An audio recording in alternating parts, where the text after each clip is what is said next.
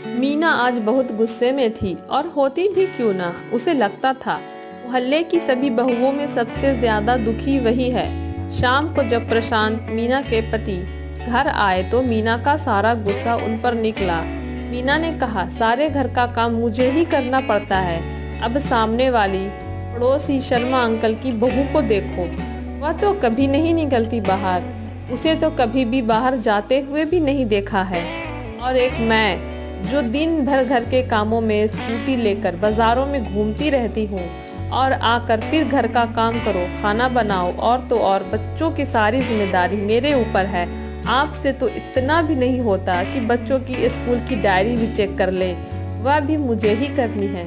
मीना गुस्से से सारी बातें प्रशांत को बोले जा रही थी और प्रशांत चुपचाप खड़े हुए चेहरे पर थोड़ी सी मुस्कान लिए उसे हाव भाव दे रहे थे।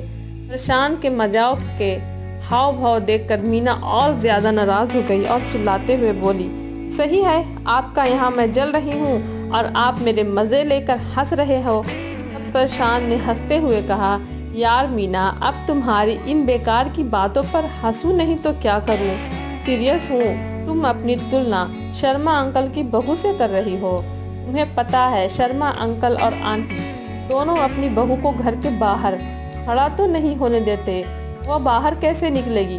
तुम तो शुक्र करो तुम्हारे ऊपर ऐसी कोई बंदिश नहीं है, तुम चाहे जहाँ जाओ और तुम्हारा मन करे वह पहनो, फिर भी तुम संतुष्ट नहीं हो। तब मीना ने कहा, यह कोई आज़ादी है मेरी, सारे दिन लगे रहो बाजारों में। मैं भी चाहती हूँ कि कभी कभी मुझे किसी चीज़ के लिए बाजार जाने का मन ना करे तो वह चीज़ तुम मुझे लाकर घर पर दे दो।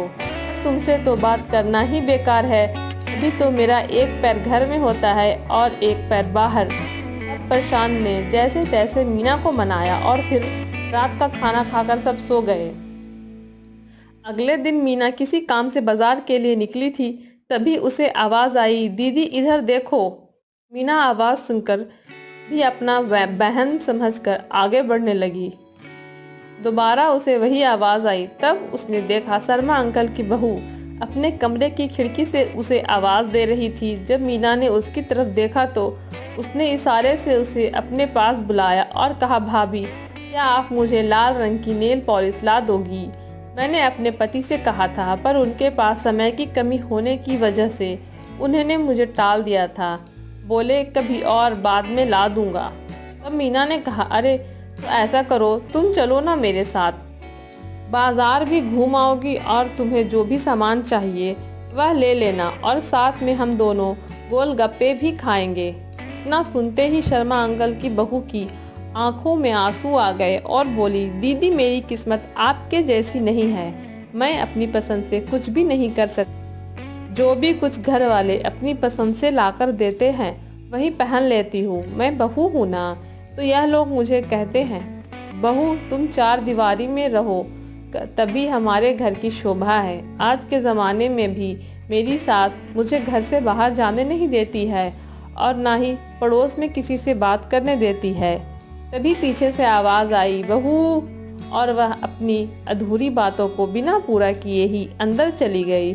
और उसके अंदर जाने के बाद मीना यह सोचने पर मजबूर हो गई कि किस्मत किसकी खराब निकली, मेरी, कि मुझे अपने घर और बाहर दोनों का काम संभालना पड़ता है, या शर्मा अंकल की बहू की जो अपने घर के बाहर भी खड़ी नहीं हो सकती है। मीना सोचने लगी कि मैं तो हमेशा यही सोचती थी कि शर्मा अंकल की बहू के तो ऐश हैं, जो उसे घर पर बैठे बिठाए हर सामान मिल जाता है, जिसे चाहे उससे बात कर सकती है, अपनी पसंद का कुछ भी खरीद सकती है। अगर मुझे ऐसी चार दीवारी में कैद कर दिया जाए तो आज वह ये ऐसे ही तड़पती जैसे शर्मा अंकल की बहू छटपटा रही है।